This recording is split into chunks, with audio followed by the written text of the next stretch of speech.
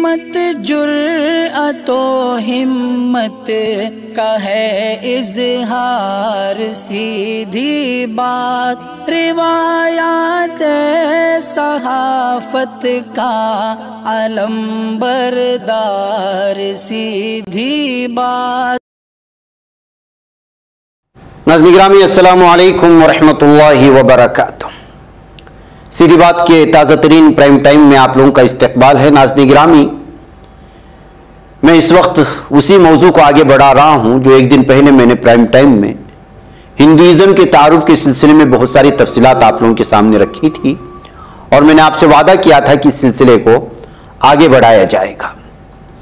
आइए आज इसकी इब्तिदा करते हैं उपनिषद से कि उपनिषद क्या है और उसके मानी क्या है। अप्पा के माने आते हैं नीचे, सामने, और नश्त के माने आते हैं बैठना, नशित के माने। इस संस्कृत जबान का लफ्ज है जिसके माने हैं नीचे बैठना और इसका इस्तिलाही माने है गुरु के नजदीक बैठना और उसके उपदेश को पूरी तवज्जो और यकसुई से सुनना। उपदेश यानी नसाहे को।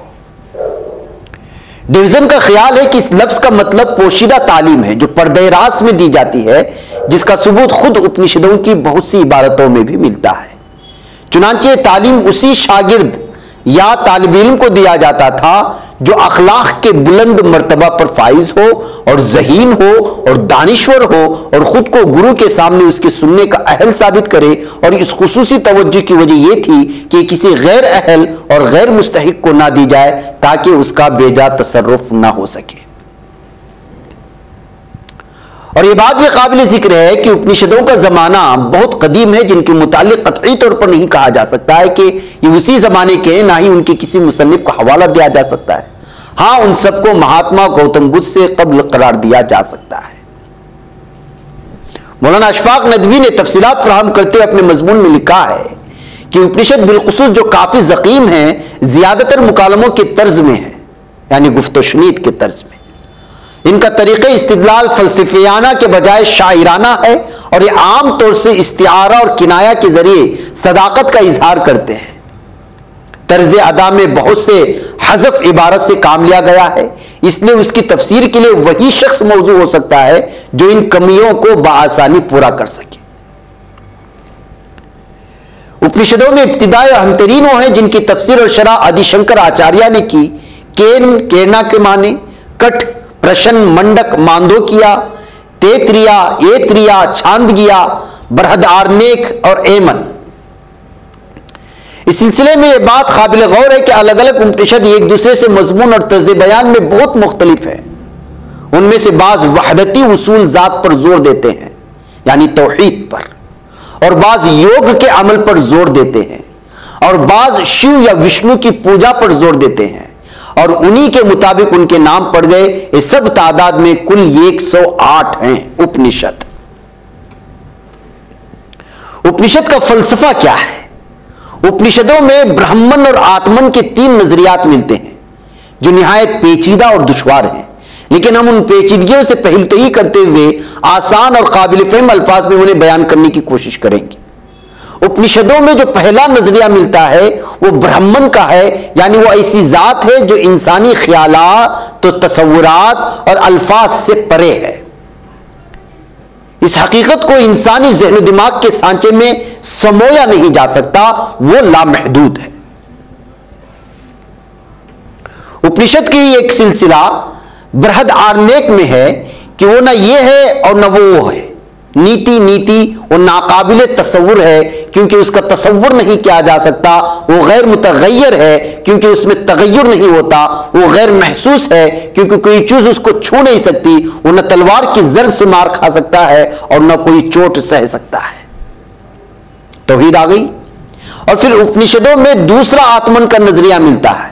वो एक ऐसा अबदी उन्सुर है जो इंसान की जात में मौजूद है, उसमें कभी भी कोई तब्दीली वाकई नहीं होती और ना ही वो मौत के साथ फना होता है, बल्कि वो एक अबदी उन्सुर है जो लाफानी है। और चंदग्या उपनिषद नामी उपनिषद में मौजूद है, लिखा हुआ है कि एक अबदी रूह है जो पाक है और जो बुढ़ापे, मौत, भूख, प्यास और गम से बरी है। यही आत्मन है। इंसान के अंदर रूह और उस रूह की हर ख्वाहिश हक है। यही वो रूह है जिसको हर कीमत पर हमको पा लेना चाहिए। जिसने अपनी रूह को पा लिया और उसकी मारिफत हासिल कर ली, उसने तमाम दुनियाओं को पा लिया और उसकी तमाम ख्वाहिशात पूरी हो गई। तीसरा नजरिया ये वो है जिसमें ब्राह्मण और आत्मन दोनों को बाहम मुतरादिफ मानी में इस्तेमाल किया गया। चुनांचे उपनिषदों में इस बात की वजाहत में हर मुमकिन कोशिश की गई है कि वो एक ही हकीकत है जो कायनात में भी जारी व सारी है और खुद इंसान के अंदर भी मौजूद है। गोया कि इंसान के अंदर और बाहर हर तरफ एक पाक लाफानी उनसुर ही वाहिद हकीकत है जो हर चीज की बुनियाद है। और चंद्रगया उपनिषद में यह भी तहरीर है कि एक रोशनी है जो दुनिया की तमाम चीजों से परे चमक रही है, हम सब से परे, आसमानों से परे, बुलंदतरीन आसमानों से परे। यही रोशनी है जो हमारे दिल में भी चमक रही है। तो नाज़रीन गिरामी, उपनिषद में पाए जाने वाले ये अक़वाल जिसको हमने आपके सामने रखा, उससे क्या इशारा मिलता है, इससे आप साफ तौर पर अंदाजा लगा सकते हैं। अब आइए एक नजर डालते हैं रामायण और महाभारत का जमाना क्या था और क्या है। तकरीबन 500 कब्ल मसीह तक वेदों का जमाना खत्म हो जाता है, जिन वेदों का हमने शुरू में और इससे पहले वाले किस्त में तस्करा किया। उसके बाद से लेकर 400 ईस्वी तक के जमाने को रामायण और महाभारत का जमाना कहा जा सकता है। ये दोनों रज़मिया नज़मों पर मुश्तमिल हैं और ये वैदिक आहद के बाद के अदवार की माशरती, मजहबी और सियासी सूरत हाल की भरपूर अक्कासी करते हैं। नई सियासी तारीख रकम करने, अपनी पहचान बनाने, फिरकावारियत खत्म करने और कौमी इत्तेहाद पैदा करने के लिए हमारी पार्टी से हाथ मिलाइए और मेंबर बनिए। स्क्रीन पर दिए जा रहे नंबर्स पर मिस कॉल दें। ये रज़मिया नज़म का मरकजी किस्सा राजा भरत के खिलाफ कौरवों और पांडवों के दरमियान जंग और तख्तनशीनी है, लेकिन इसके साथ साथ इसमें बहुत सारे गैर मुतालिक किस्से कहानियां हैं जो उस दौर की भरपूर अक्कासी करते हैं। ये जंग इतनी बड़ी थी कि उसके आसार आर्या नस्ल के ज़हन शऊर पर मुर्तसिम हो गए, बगैर न रह सकी और उसके बाद के शोरा और किस्सा गोयों के जरिए नस्ल दर नस्ल मुंतकिल होते रहे और 6वीं सदी कब्ल मसीह के इख्तिताम से उसकी तदवीन और तस्नीफ का आगाज हुआ और वक्त गुजरने के साथ साथ उसमें इजाफे होते रहे और बिलाखिर सदियों के इजाफे के बाद तकरीबन 5वीं सदी ईस्वी में अपने तकमील को पहुंचा। इस वक्त इसकी मौजूदा ज़क़ामत 1 लाख अशार पर मबनी है और आमतौर पर यह कहा जाता है कि इसके मुसन्निफ वेद व्यास जी हैं, जो सही नहीं है क्योंकि मुसन्निफीन का एक सिलसिला है जिन्होंने उसकी तसनीफ व तालीफ में हिस्सा लिया था और बिल आखिर वेद व्यास जी ने तकरीबन 6 लाख अशार में से 1 लाख अशार पर मबनी महाभारत की तरतीब व तदवीन का काम अंजाम दिया। महाभारत में वेद व्यास जी के कुल 24,000 अशार शामिल हैं।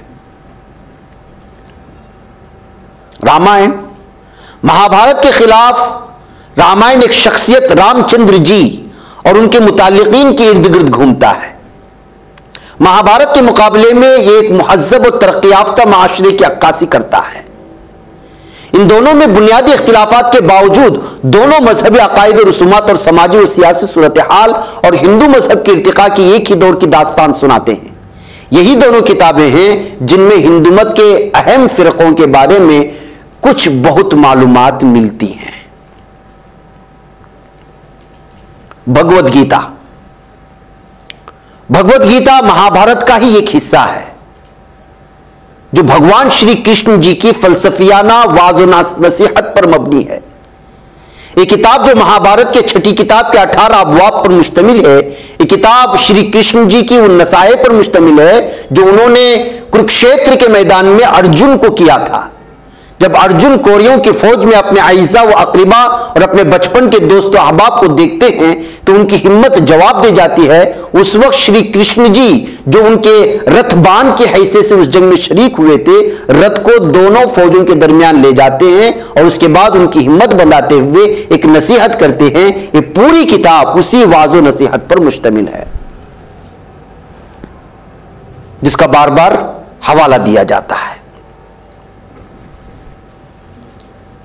अब भगवद गीता में क्या फलसफा है, उसके क्या असरात मुरत्तब हुए, इस किताब के अलावा हिंदू मत की अक्सरों बेशतर किताबों में जात पात का निजाम और वर्णों का तस्वुर मिलता है, जिसमें सिर्फ ब्राह्मण, क्षत्रिय और वैश्य ही मोक्ष प्राप्त कर सकते हैं और शूद्रों और औरतों के लिए नजात उस वक्त तक मुमकिन नहीं है जब तक कि वो मज़कूरा वाला 3 वर्णों में से किसी एक में पैदा ना हो। और इसी को मनुस्मृति कहा गया। स्मृति क्या है वो भी मैं आपको आगे बताऊंगा। लेकिन भगवत गीता में श्री कृष्ण अर्जुन के सामने कर्म का एक जदीद फलसफा पेश करते हैं और कहते हैं कि हर शख्स अपने अमल और काम के जरिए नजात हासिल कर सकता है। यानी ब्राह्मण का काम देवताओं के सामने पूजा पाठ करना और गौर फिक्र करना, चुनांचे अगर वो बगैर किसी दुनियावी ख्वाहिश के उस काम को बहुस्नो खूबी अंजाम देता है तो उसके जरिए नजात यानी मोक्ष हासिल कर सकता है।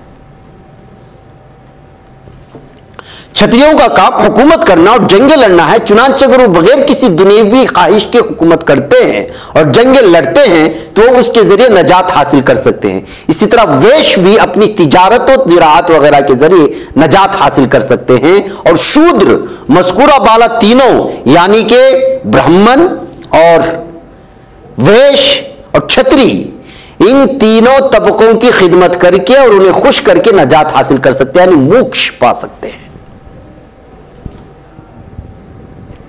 नाज़रीन गिरामी, इस किताब ने हिंदुइज्म के अहया व तजदीद का काम किया और इन शूद्रों को भी जीने का एक मकसद अता किया जो जिंदगी से आजिज आ चुके थे। इस किताब मजहबी की अहमियत, मकबूलियत और हिंदू मत पर उसके असरात के एतबार से हिंदू रिवायत की कोई और मुकद्दस किताब उसका मुकाबला नहीं कर सकती। इस किताब को श्रुति या इल्हामी तो ख्याल तो नहीं किया जाता है, लेकिन अमली एतबार से गीता को वेदों से भी कम अहमियत हासिल नहीं है जिन वेदों का तज़किरा हमने इससे पहले की किस्त में किया। भगवत गीता हिंदू मत की मुकद्दस किताबों में सबसे ज्यादा पढ़ी जाने वाली किताब है।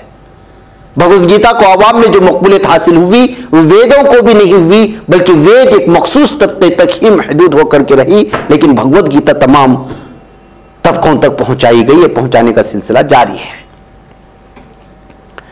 तो नाज़रीन में अब सवाल ये पैदा होता है कि फिर क्यों इसमें जो है अलग अलग तरह के तरीके आए और इसमें मौजूद बहुत सारी चीज़ों को क्यों सवाल उठाया गया। आखिर ये स्मृतियों का दौर कब शुरू हुआ और ये मनुस्मृति का मतलब क्या है, प्रायश्चित किसको कहते हैं, व्यवहार किसको कहते हैं, आचार किसको कहते हैं, और ब्रह्मा और हिंदुइज्म में जो फिरकाबंदी का जमाना शुरू हुआ वो कब से शुरू हुआ। आजीविका, चारावाक, नग्नथा और भक्ति तहरीक में खुदा का तस्वुर, ये सब कहां से आया, इन तमाम चीज़ों को समझना बहुत ज़रूरी है।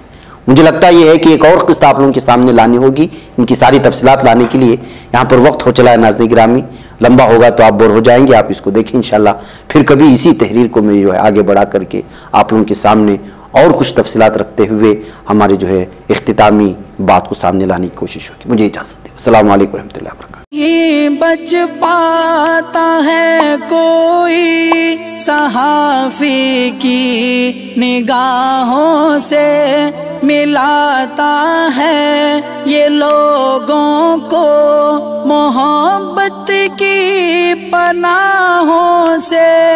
करम और दर्द मंदी का है एक संसार, सीधी बात अज़ीमत जुर्अतो हिम्मत का है इज़हार, सीधी बात अज़ीमत जुर्अतो हिम्मत का है इज़हार, सीधी बात। ये चैनल हक निगर बन कर कुचल देता है फितनों को,